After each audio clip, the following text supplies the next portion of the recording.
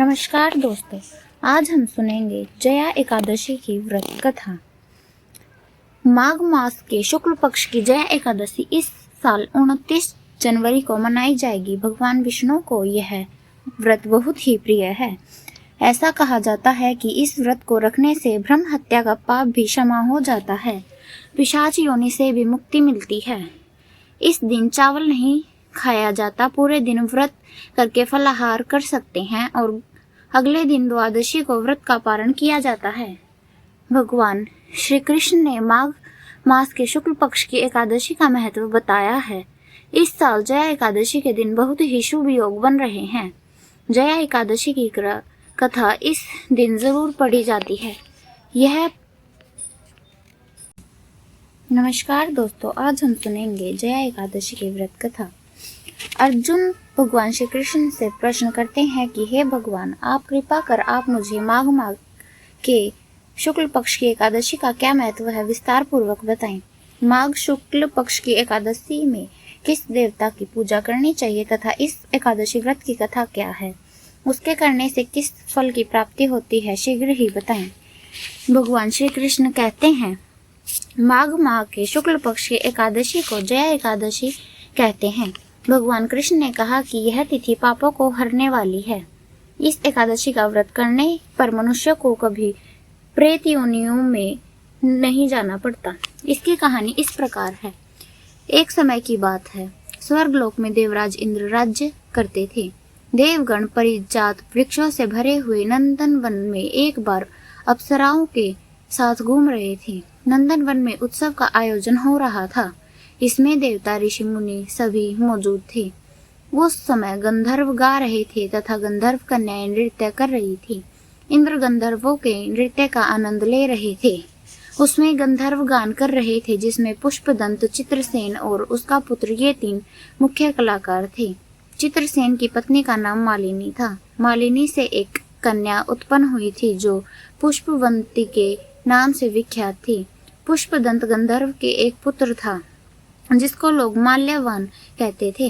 माल्यवान पुष्पवंती के रूप पर अत्यंत मोहित था।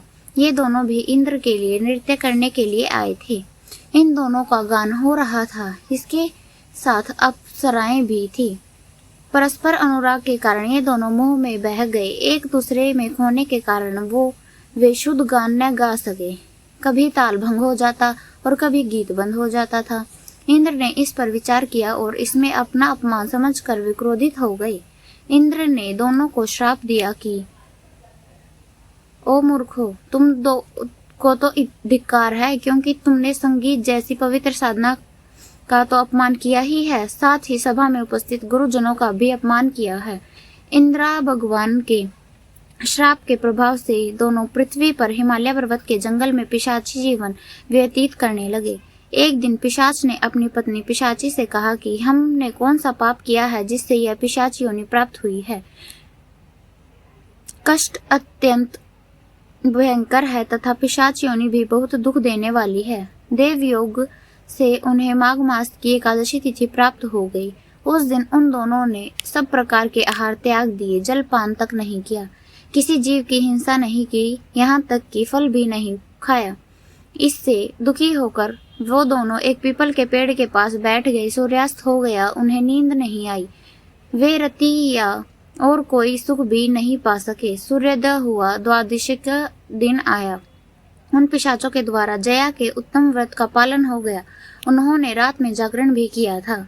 उस व्रत के प्रभाव से भगवान विष्णु की युक्ति से उन दोनों की पिशाचिता दूर हो गई। पुष्पवती और माल्यवान अपने पूर्व रूप में आ गए। वे दोनों मनोहर रूप धारण करके विमान पर बैठे और स्वर्गलोक में चले गए। वहां देवराज इंद्र के सामने जाकर दोनों ने बड़ी प्रशंसा के साथ उन्हें प्रणाम किया। माल्यवान बताया कि भगवान वासुदेव की कृपा और जया एकादशी व्रत से हमारी पिशाचता दूर हुई है। इंद्र ने कहा कि तो अब तुम दोनों मेरे कहने से सुधापन करो। जो लोग एकादशी के व्रत में तत्पर और भगवान श्री कृष्ण के शरणागत होते हैं, वे हमारे भी पूजनीय हैं। श्री कृष्ण कहते हैं कि इसलिए सभी का एकादशी का व्रत करना चाहिए। यह एकादशी ब्रह्म हत्या का पाप भी दूर करने वाली है। इस महात्म्य के पढ़ने और सुनने से अग्निष्टोम यज्ञ का फल मिलता है। इस प्रकार एकादशी व्रत करने से सभी का जीवन उत्तम हो जाता है। धन्यवाद।